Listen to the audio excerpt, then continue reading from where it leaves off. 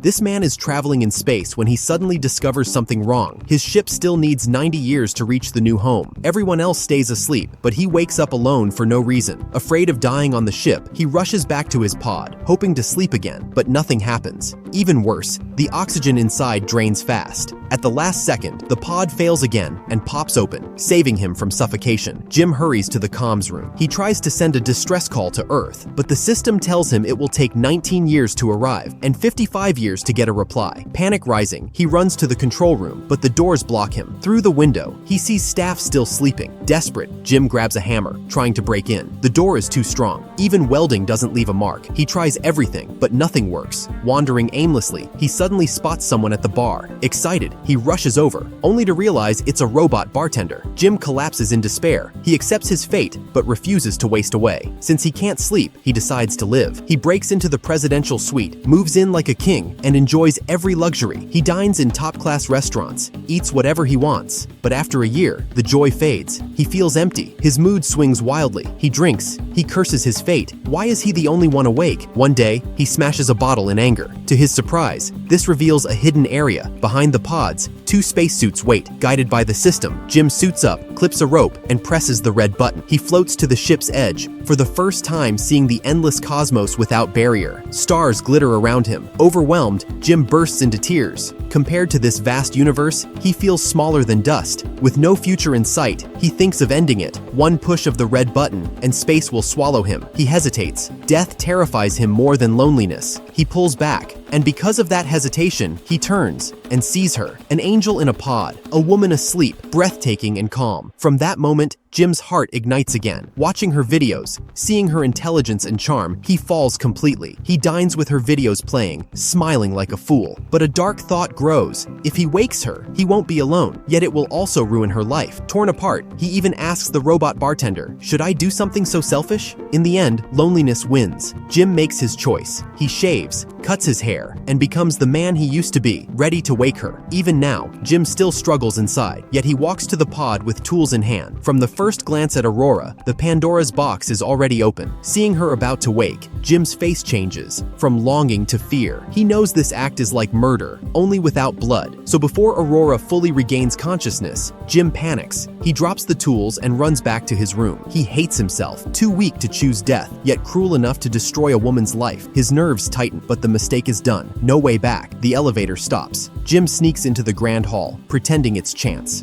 Hello, Jim Preston. Do you know what's going on? He leads her to the viewing deck. He tells her the ship will reach its destination in 89 years. Aurora collapses. She runs to her pod, desperate to sleep again. But Jim blocks her, explaining the truth. Pods only keep them asleep. They can't reinitiate. No special equipment, no second chance. Hearing this, Aurora breaks down. Like Jim before, she pounds the control room door, but nothing works, because Jim has already tried everything in the past year. Days pass. Aurora accepts reality. She talks with Jim, sharing life in exile, yet sorrow lingers. Her life is stolen. Guilty, Jim begs Arthur the robot to never reveal the truth. He thinks the machine will keep secrets, but machines aren't human, and Aurora will know, sooner or later. For now, she doesn't. She adapts. She dances with Jim in the ballroom. She drinks with him at the bar. Loneliness fades. Jim feels alive again. Aurora even starts to like him. She accepts his invitations, smiling in his company, until the day they walk hand in hand in space, in matching suits. She finally lets go of her pain and falls in love, but happiness cannot hide the fire beneath. The truth still waits. One evening, Aurora says, Anyway, there's no secrets between me and Jim. I will be right back. Jim answers casually, heading to fetch a ring. Arthur takes it literally. We spent months deciding whether to wake you up. Aurora freezes. Jim woke me up? Oh yes, but I see it worked out fine, Jim returns. Aurora confronts him. Did you wake me up? He cannot deny it. Aurora's world collapses. Stay away from me. Her grief turns to fury. That night, rage drives her into Jim's room. She beats him with fists and feet. Still not enough, she grabs a metal bar, ready to kill him. But when Jim opens his arms, ready for punishment, Aurora falters. Killing him changes nothing. And deep inside, she fears one thing more than betrayal, a lifetime of facing loneliness alone. To win Aurora's forgiveness, Jim uses the ship's broadcast. He apologizes, then confesses his love. I read everything you wrote. I fell in love. I fell in love with you. And at that point, my endless life suddenly had meaning. Aurora, I don't want to lose you. You took my lying! From then on, the two lovers become strangers, but they don't know. The reason Jim's pod failed was a severe impact that damaged the ship. Now things grow worse. First, Jim's elevator suddenly malfunctions. He pries the door open, squeezes halfway out, but the elevator jerks back down, nearly cutting him in half. Then the restaurant where Aurora dines also glitches. Suddenly, a new voice echoes through the hall. They rush over, only to find the captain has also been awakened. Realizing the danger, the captain takes them to the control room, but all the core data is gone. Now they can only split up to find the fault. In the hibernation bay, the captain discovers the truth at once. Jim's pod failed by accident, but Aurora's pod was sabotaged. And the saboteur can only be Jim. The captain despises his selfishness. Yet now isn't the time for blame. They must fix the ship, but Aurora can't let go. She feels Jim stole her life, like murder. She demands justice. But the drowning man will always try and drag somebody down with him.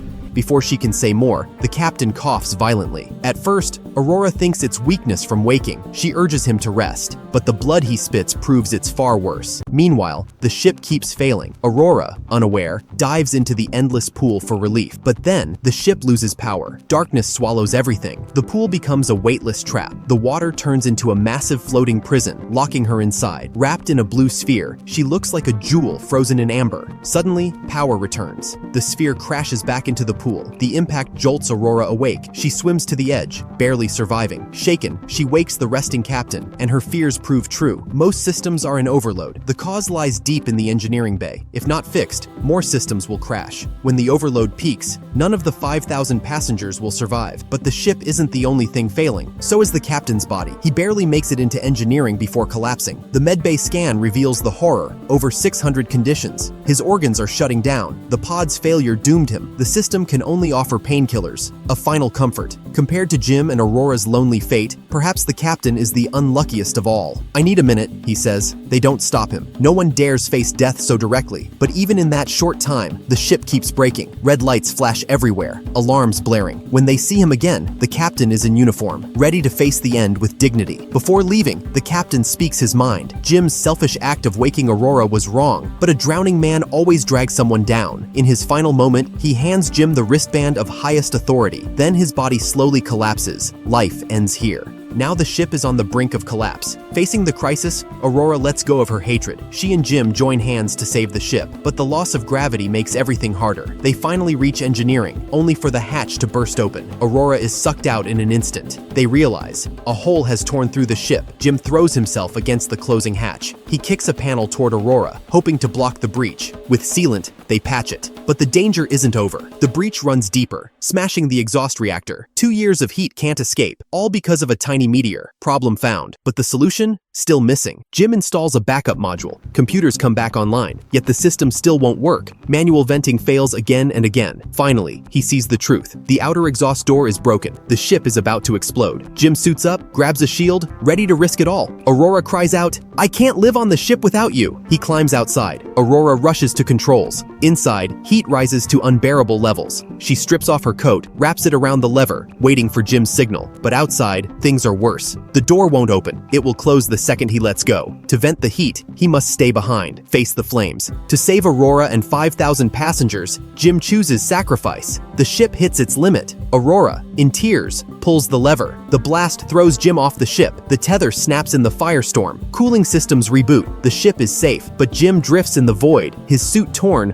oxygen running out. Then he goes limp, swallowed by darkness. Aurora suits up, chasing hope. She locks onto Jim's signal, leaps into space. Her hand almost touches him, but her tether snaps tight, stopping her short. At the last second, she grabs his broken line. She drags him back, but he's unconscious. The medbay delivers its verdict. I'm sorry. The patient is dead. Desperate, Aurora remembers the captain's wristband. She unlocks every emergency protocol. Advanced systems push to their limit. And finally, Jim comes back from the dead. The ship stabilizes. It sails on toward the new world. Jim makes one last discovery. The wristband can enable hibernation. He tells Aurora to use it. In 90 years, she can wake on the new planet. But I would never see you.